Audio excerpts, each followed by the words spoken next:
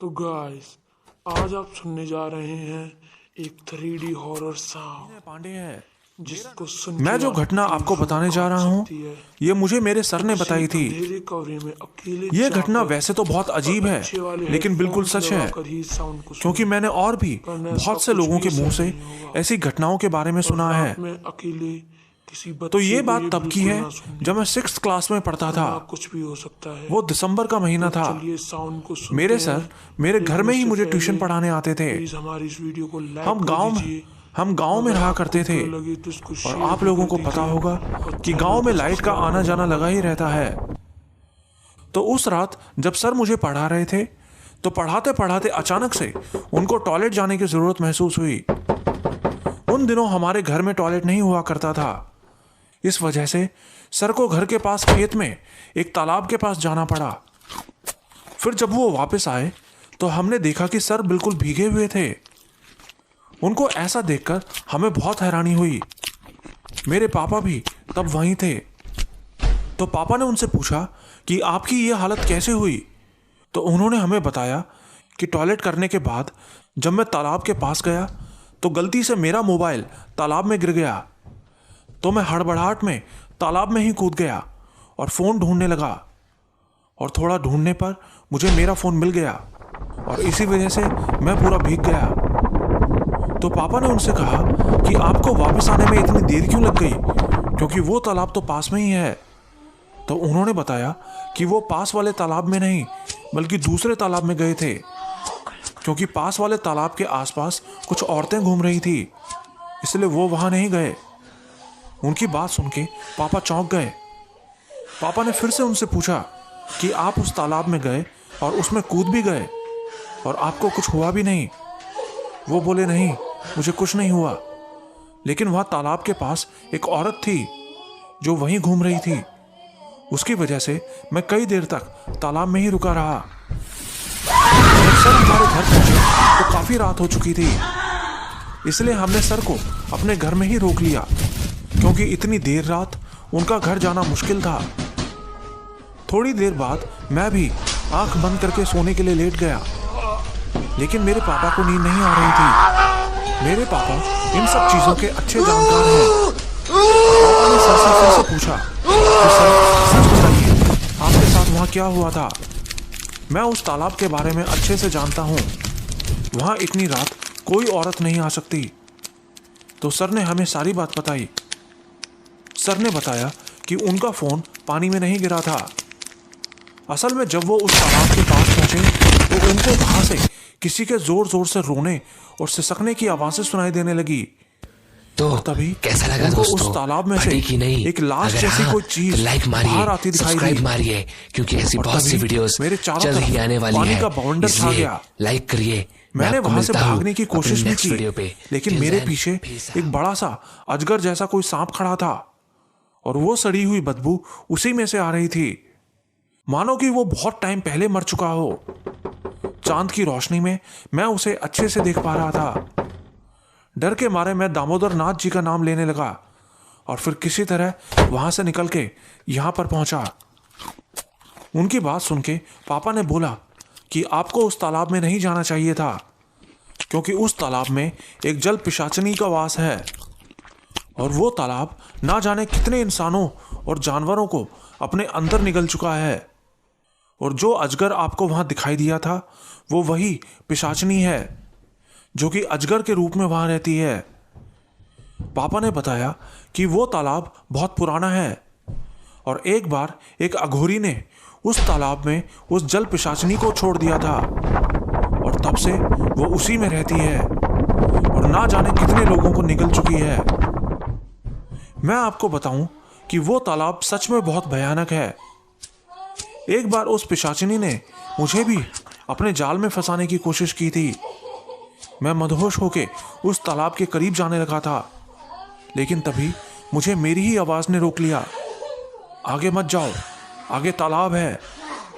वो आवाज सुन के मैं अचानक होश में आया तो देखा कि सही में आगे तालाब में एक काले रंग का अजगर मुंह खोले बैठा था और उसमें से बहुत गंदी बदबू आ रही थी। मैं उसी वक्त वहां से भाग गया, लेकिन भागते हुए मुझे पीछे से कोई की आवाज दे रही थी, लेकिन मैं नहीं रुका।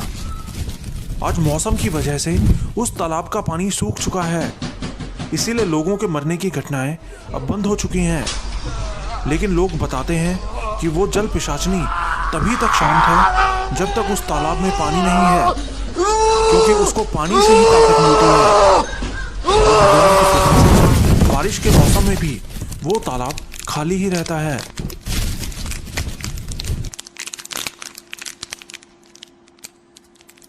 ये दूसरी कहानी जो मैं बता रहा हूं, ये मेरी दादी के गांव के एक शमशान घाट की कहानी है। मेरी दादी का गांव बिहार शरीफ में था। यह बात तब की है जब मेरी दादी करीब 15-16 साल की थी। उन दिनों वो और उनकी छोटी बहन दोनों गर्मियों के मौसम में आम खाने के लिए आम के बगीचे में जाया करते थे। आज आप सुनने लेकिन जा उनकी रहे माँ हैं उनको हमेशा थ्री आम के डी बगीचे में हॉरर जाने से मना करती थी, जिसको लेकिन वो सुन के दोनों फिर भी चली जाती थी। कांप सकती है। बारिश के दिनों में किसी जब वहाँ अंधेरे बहुत सारी कमरे में मशरूम सूख अकेले जाती थी जाकर तो वो उन्हें अच्छी तोड़ने भी वाली वहाँ जाती थी। हेडफोन्स लगाकर ही साउंड को तो सुने, एक बार ऐसे ही वरना इसका बारिश के कुछ भी मौसम असर में नहीं होगा। दादी और उनकी रात में बहन अकेले मशरूम तोड़ने के लिए बच्चे उस को ये बगीचे में बिल्कुल चली ना गईं। सुनने दें, वो शाम का वरना टाइम कुछ था, भी हो सकता है। अंधेरा हो चुका था। चलिए साउंड को सुनते वो हैं। दोनों बगीचे में लेकिन पहुंच तो उससे गईं, पहले लेकिन उनको प्लीज वहां हमारी मशरूम्स वीडियो को लाइक दिखाई कर नहीं दे रहे दीजिए। थे। अगर आपको तो बुरा मशरूम्स लगे तो ढूंढते इसको ढूंढते शेयर भी कर वो दीजिए। बगीचे के अंदर जाने लगी चैनल को सब्सक्राइब करना और धीरे मत धीरे भूलना। उनको मशरूम्स मिलने लगी। मशरूम्स तोड़ते तोड़ते वो दोनों बहुत दूर तक चली गईं, लेकिन थोड़ी देर बाद उन्होंने ध्यान दिया कि उनकी टोकरी में मशरूम्स भर ही नहीं रहे थे, बस थोड़ी सी मशरूम्स रखी थी। उन्हें बहुत हैरानी हुई और जल्दी ही उनको समझ आ गया कि कोई उनको मशरूम्स का लालच देके आगे बुला रहा था। ये बात समझ आते ही वो वहीं रुक गईं, लेकिन तब तक वो बहुत दूर आ चुकी थी। उन्होंने आसपास देखा तो देखा कि वो एक शमशान घाट में पहुंच चुकी थी, जहां अभी भी कुछ लाशें जल रही थी। वो देख के वो दोनों डर गईं और वहां से भागने लगीं, लेकिन उनको ऐसा लग रहा था जैसे उन्हें किसी ने पीछे से पकड़ लिया है। वो चिल्ला तो रही थी, लेकिन उनके मुंह से आवाज नहीं निकल रही थी। वो दोनों बहुत ज्यादा डर गईं और तभी उनके आसपास सब कुछ बदलने लगा। दादी ने बताया कि उन्हें आसपास बहुत सारे लोग दिखाई देने लगे। वो सब इंसानों की तरह तो लग रहे थे, लेकिन इंसान नहीं थे, क्योंकि उनके चेहरों पर कोई एक्सप्रेशंस नहीं थे। तभी उनको वहां एक बूढ़ी औरत दिखाई दी। वो औरत एक जलती हुई चिता की तरफ मुंह करके रो रही थी, लेकिन वो ऐसे रो रही थी जैसे कि गाना गा रही हो। उसको देख के दादी और उनकी बहन को थोड़ी राहत मिली।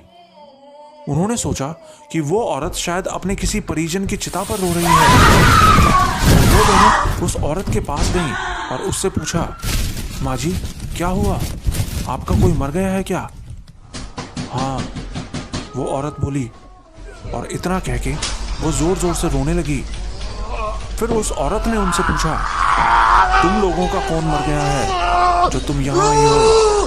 दादी ने कहा, कोई नहीं। उस औरत के बात करने से दादी और उनकी बहन का डर थोड़ा कम हो गया और वो उस औरत के पास जाने लगी। लेकिन जैसे ही वो उसके पास पहुंची, डर के मारे उनकी चीख निकल गई। दादी ने बताया कि वो औरत बैठी तो थी चिता की तरफ मुंह करके, लेकिन उसका एक पैर उस जलती हुई चिता के अंदर रखा था। और तभी वो औरत दादी की तरफ देखकर कैसा लगा बहुत ही दोस्तों? भयानक तरीके बढ़ी से कि रोने नहीं? लगी। अगर हाँ वो तो लाइक इतनी बुरी मारिए, तरह रो रही सब्सक्राइब थी मारिए, कि कोई भी क्योंकि डर ऐसी के बहुत मारे सी पागल हो वीडियोस जाए। जल्द ही आने वाली है। और उनके देखते इसलिए ही देखते लाइक करिए। उस औरत मैं ने आपको मिलता हूँ जलती चिता अपनी से नेक्स्ट पैर वीडियो पे। निकाला Till then, और वहां नाचने लगी, लेकिन नाचते हुए भी उसका पैर जल रहा था। दादी और उनकी बहन डरी सहमी वहीं खड़ी थी कि तभी उन्हें वहां एक दूसरी औरत दिखाई दी। ये दूसरी औरत बिल्कुल काली थी, उसके बाल बिखरे थे और ये बहुत ही भयानक लग रही थी। और वो भी वहां आके उस पहली वाली औरत के साथ नाचने लगी। तो वो औरत जिसका पैर जल रहा था, वो रोते हुए दादी से बोली कि अब मैं तुम दोनों की चिता जलाऊंगी। और इतनी ही देर में वहां बहुत सारे भूत प्रेत भी आ गए और वो वहां आसपास जो कुछ भी पड़ा था वो उठा के दादी और उनकी बहन के ऊपर फेंकने लगे। वो दोनों उसी वक्त बेहोश हो गईं। लेकिन तभी कुछ ऐसा हुआ जिस पर यकीन करना बहुत मुश्किल है। तभी अचानक वो दूसरी वाली औरत उन सभी भूतों और उस पहली औरत के सिर काटने लगी। उनके सिर काटते हुए वो बोली कि तुम मेरी बेटियों को हाथ लगाओगी। इनकी माँ ने मेरी भक्ति की है, ये मेरी बेटी समान है। और ये कहते हुए उसने उन सब भूतों के सर काट दिए। उसके बाद वो औरत मेरी दादी की माँ का रूप लेके उनको घर तक छोड़ के आई और बोली कि तुम कभी भी बगीचे को पार मत करना। इस बगीचे में मेरी माता काली का वास है, लेकिन इसके पार कभी मत जाना। इतना कह के वो औरत वहां से गायब हो गई। अगले दिन ये मेरी दादी ने सबको बताई तो पहले तो किसी ने यकीन नहीं किया, लेकिन फिर उसी रात से ही दादी की बहन की तबीयत बहुत खराब हो गई। तो उनके घर वालों ने एक गुरुजी को वहां बुलाया जो कि उनके कुल गुरु भी थे। तो उन्होंने बताया कि जो औरत उनको लेकर घर तक आई थी वो एक योगिनी देवी थी और इसीलिए वो अपनी माँ काली का नाम देती थी। उन्होंने बताया कि दादी की बहन के ऊपर कोई भूत या चुड़ैल नहीं लगी है, बस वो बहुत ज़्यादा डर गई थी, इसीलिए उसकी तबीयत खराब हो गई है। और उसके थोड़े दिन बाद ही वो बिल्कुल पहले जैसी हो गई।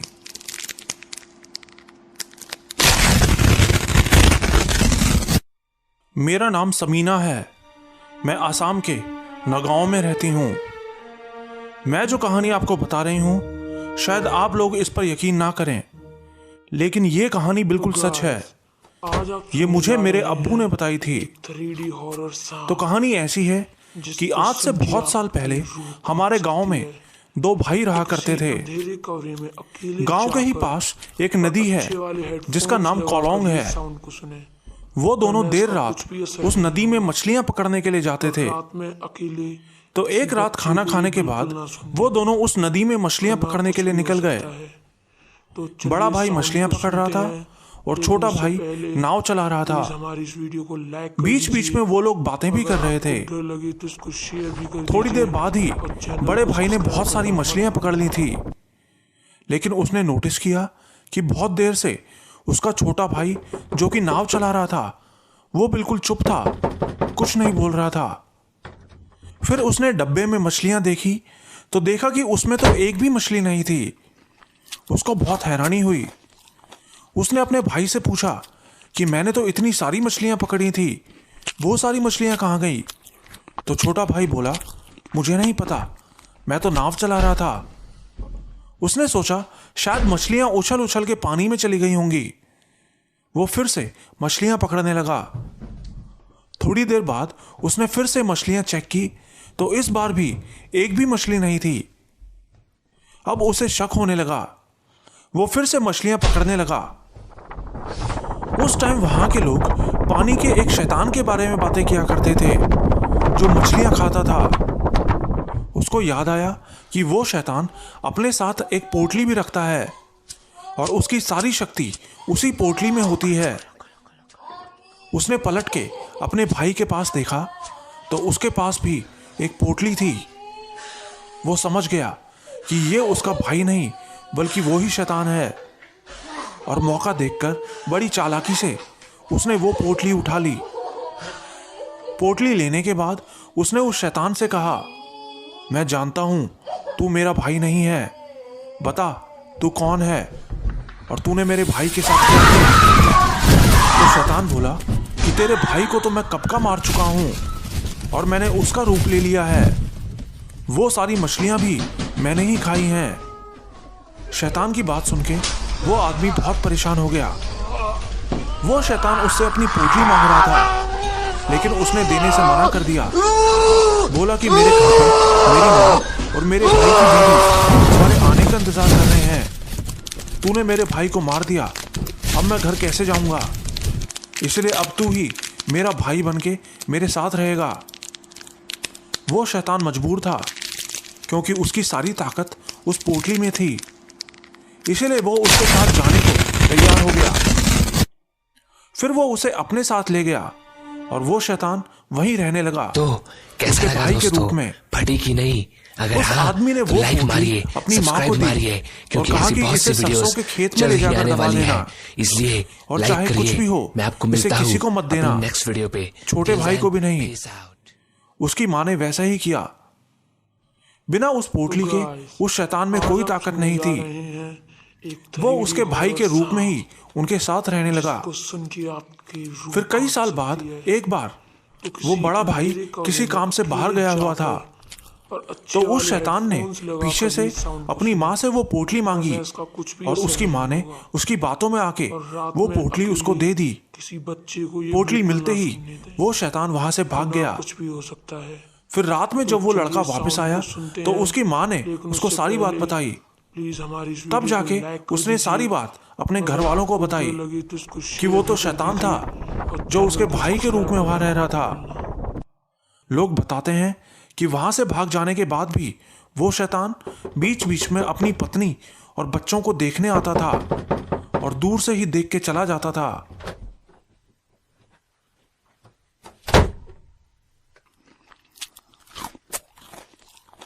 मेरा नाम हर्षित है।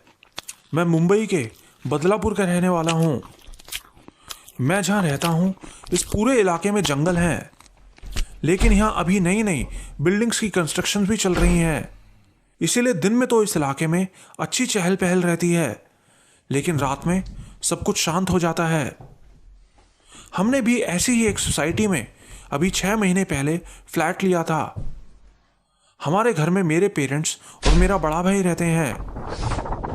मैंने इंजीनियरिंग की हुई है और इन दिनों मैं गेट एग्जाम की तैयारी कर रहा हूँ। मुझे बचपन से ही देर रात तक पढ़ाई करना अच्छा लगता है, इसीलिए मैं रात रात भर जाग के एग्जाम की तैयारी करता हूँ और फिर दिन में सोता हूँ।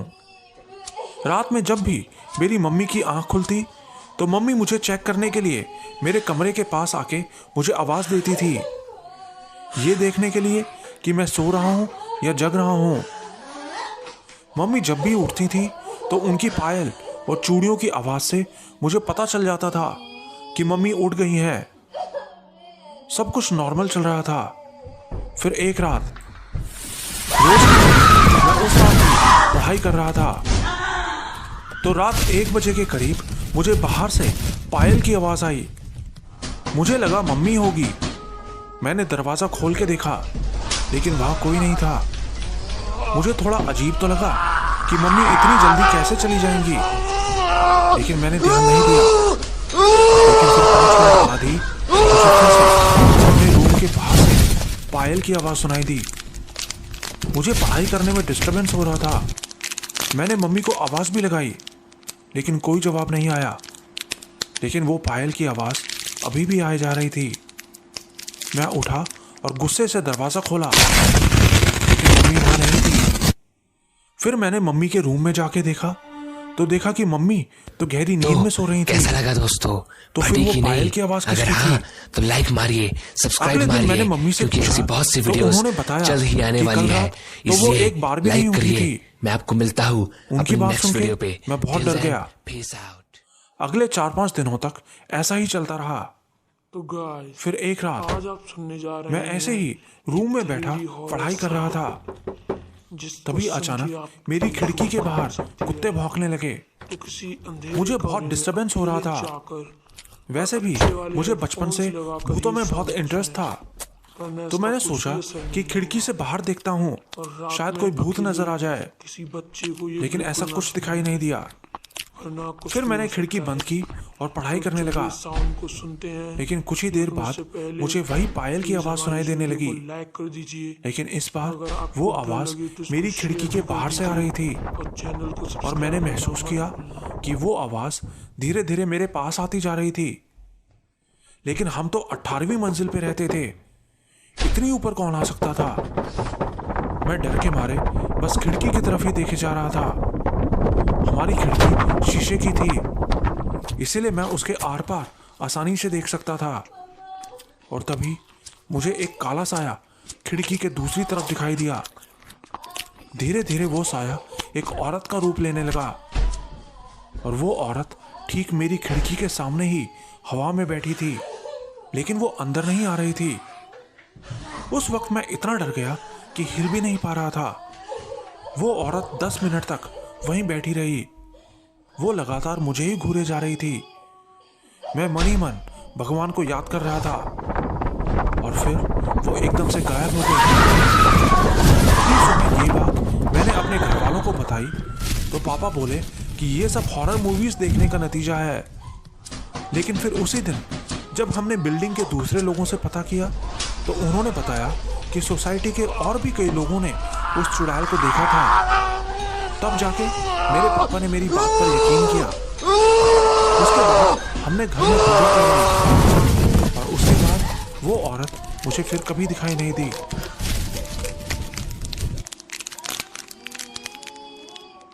मेरा नाम जुनैद है। मैं गुजरात के एक छोटे से शहर में रहता हूँ। मेरे पापा ऑटो चलाने का काम करते हैं। मैं जो बात आपको बता रहा हूँ ये मेरे पापा के साथ हुआ था। ये आज से 10 साल पहले की बात है। पापा रात में ऑटो चलाते थे। साथ ही बता दूं कि मेरे पापा भूत प्रेत जैसी चीजों में बिल्कुल भी यकीन नहीं करते थे। तो एक रात 11 बजे के करीब शहर के पास वाले एक पुल से जब पापा आ रहे थे तो उनको वहां 3 औरतें मिली। वो पापा को ऑटो रोकने का इशारा कर रही थी। पापा ने उन्हें देखा तो ऑटो रोक के उनको बिठा लिया। अब वो थोड़ी दूरी पहुंचे थे कि पापा की नजर रियर व्यू मिरर पर पड़ी तो उन्होंने देखा कि वो तीनों औरतें एक एक करके अपने सिर को अपने पैरों में रख के कंघी कर रही थी। वो देख के पापा बहुत डर गए और तेजी से ऑटो चलाने लगे। थोड़ी दूर एक दरगाह पड़ती थी। पापा उस दरगाह के पास पहुंच गए और ऑटो रोक दी। फिर पापा ने जब पीछे मुड़ के देखा तो वो तीनों औरतें गायब हो चुकी थी। इस घटना के बाद पापा को 1 हफ्ते तक बहुत तेज बुखार रहा। उसके बाद पापा ठीक तो हो गए लेकिन वो आज भी उस रास्ते पर जाने से डरते हैं।